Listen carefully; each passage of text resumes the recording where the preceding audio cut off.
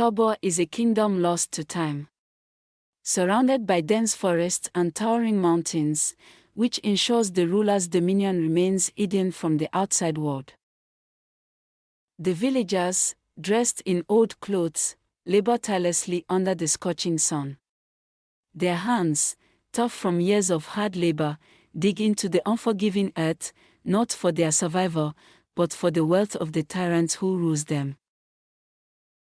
Life in Tabo is bleak. The children have never seen the world beyond the tall gates that confine them. Stories of vibrant markets, free lands, and joyful gatherings are passed down like distant dreams from those who eavesdrop on the ruler's officials. Yet, these dreams seem unreachable. For the ruler of the kingdom has sealed off any contact with the neighboring communities. No one enters, and no one leaves, except he gives you a pass. Even, this privilege is only available to a few high-ranked officials. The ruler, known only as Jojo, is a shadowy figure feared by all. His palace, built on the sweat and tears of his people, stands on the highest hill, overlooking the destitution below. Jojo's wealth is vast, and his cruelty is unmatched. He exacts heavy taxes, demands endless labor, and punishes anyone who dare question his authority. The villagers toil day and night, extracting rare minerals from the earth, tending to the ruler's expansive fields, and crafting beautiful artifacts, none of which they can keep or enjoy. Very early each morning, roll calls are made to ensure no one is missing. From dawn to dusk, the guards watch over the walls of the kingdom. Therefore, even if they jump into the river, they may not be able to swim far before they are apprehended. So you see, not only are the chances of escape very narrow, but also a death sentence in the land of Tabo. The very few who attempted to flee the kingdom were swiftly hunted down and executed. Their bodies were left as a warning to others who might dare to dream of freedom. Even the children were not left out. As the years drag on, hope among the villagers begins to fade, and many resign themselves to a life of servitude. For the sake of humanity, you may be wondering why other kingdoms are not helping. Well, efforts made by other kingdoms to liberate the people of Tabo yielded nothing. Jojo is not only cold to his people, but also to any kingdom that dared to help or offer advice. Those who gathered the courage to speak against his maltreatment, he has fought them all. If there is one thing Jojo is good at, it is making war. In the heavily guarded city, he makes different kinds of weapons. From poisonous arrows to bow, spears, shield and swords. So, every kingdom chooses to remain silent over the matter for their peace and to preserve the lives of their people. Many of the villagers attribute the ruthlessness of Jojo to his great-grandmother. She was not only ruthless, but also mean and greedy. Since then, every ruling king has become even worse. From Jojo's grandfather to the father and now him. The suffering villagers are afraid that it will not get any better for their children even after Jojo dies. So, they have to fight for their children's freedom or forever remain bound by captivity.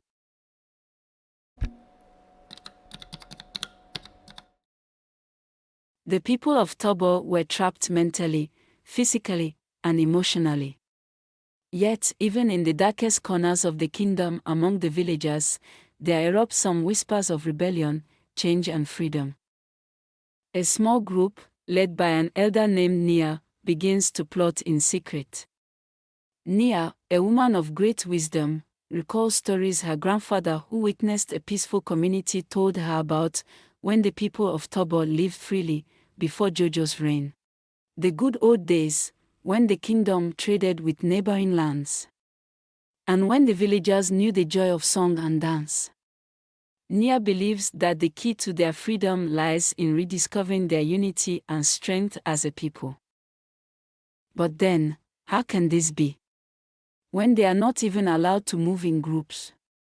One can only move in pairs, anything more than that will lead to severe punishment.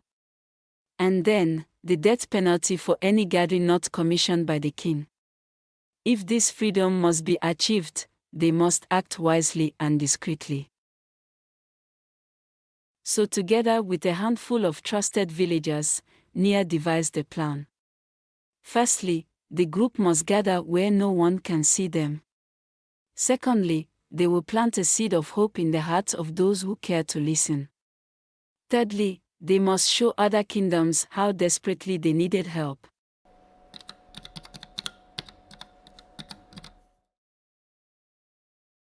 First thing first, Nia has to discreetly expand the group. Bringing in many more men who are skilled in burrowing, wood carving, construction, measurement and mapping. Now, they must find a means to get their working tools together since they cannot return home with any. The woodcarvers among them brought as much hardwood as they would lay their hands on to make wooden hammer, mallets and axe handles. They work in their respective homes discreetly, at least 1 hour every day, after the day's labor. After the tools were completed, it was shared with other workmen to start the underground digging.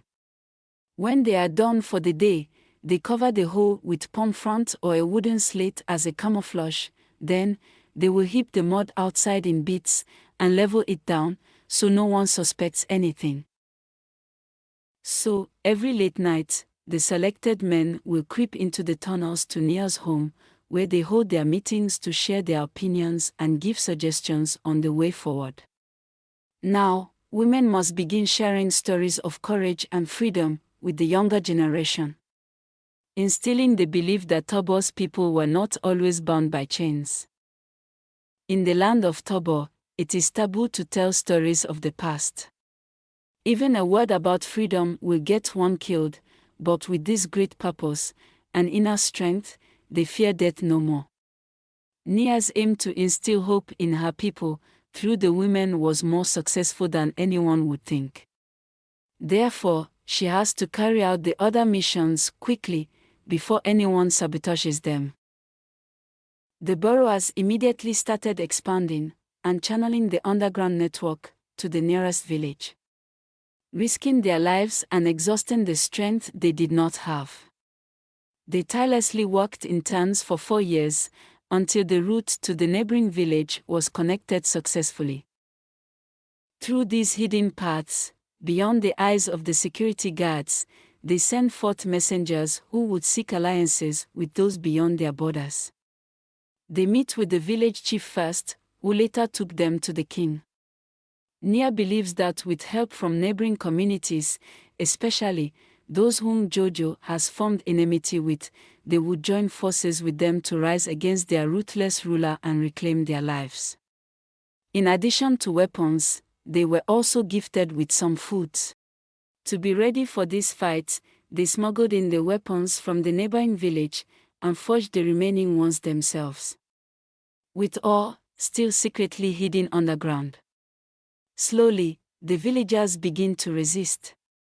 They sabotage the work they are forced to do, creating minor disruptions that go unnoticed by Jojo's men. But the question is, how long will it go unnoticed?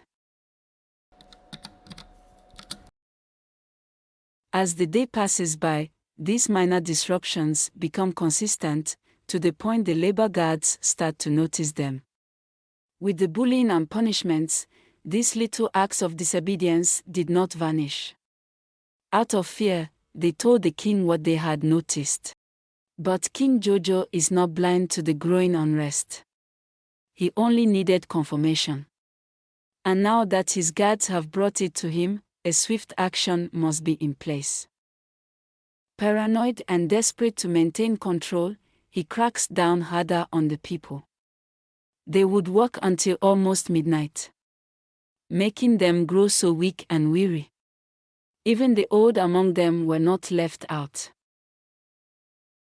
On his command, the guards increase their patrols, and executions become more frequent. They beat the laborers thoroughly at any slight disobedience.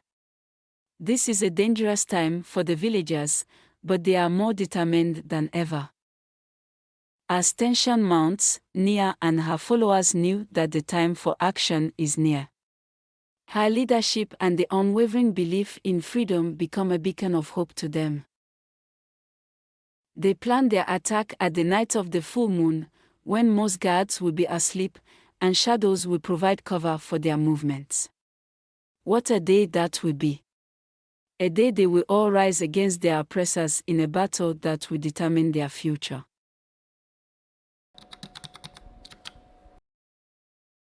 On the appointed night, the villagers struck. They quietly sneaked out of their homes. Immediately the village bell struck midnight. They know it will be impossible to penetrate the palace from the palace gate. So beforehand, they dug a tunnel that led to the palace kitchen. Through there, some of the freedom fighters will penetrate easily to fight from within. This will draw the attention of most of the palace guards, and then from behind, other men, armed with weapons, will confront Jojo's labor guards. Meanwhile, the women hid with the children underground. This will protect them if the fight does not go in their favor. So, when they hear the bell of defeat, they should all move to the neighboring village through the tunnel. Men who will guide them have been positioned in strategic points too. The battle was fierce, Jojo was taken unaware and many lives were lost, but the villagers fought with the strength of a people who had suffered too long. When the king was apprehended, the guards gradually succumbed to defeat. As the sun rises, the once impenetrable gate of Tabo was thrown open. The villagers passed through the gates for the first time, marking the end of Jojo's reign of terror. He was locked up in a dungeon and the prisoners therein freed. The villagers demanded he live to see the lost glory of Tabo restored, so that he dies with the guilt of what his family has taken away from them. The kingdom, long hidden in darkness, was finally exposed to the light of the outside world. For the first time in a very long while, the people of Tabo were free. The neighboring villages rushed to their aid, helping them rebuild what Jojo had destroyed. It is a long and painful process, but the villagers are finally free to make their own choices, free to live without fear. This story serves as a powerful reminder that no matter how dark the road may seem, freedom is always worth fighting for. Thank you for watching. Please like, share and subscribe.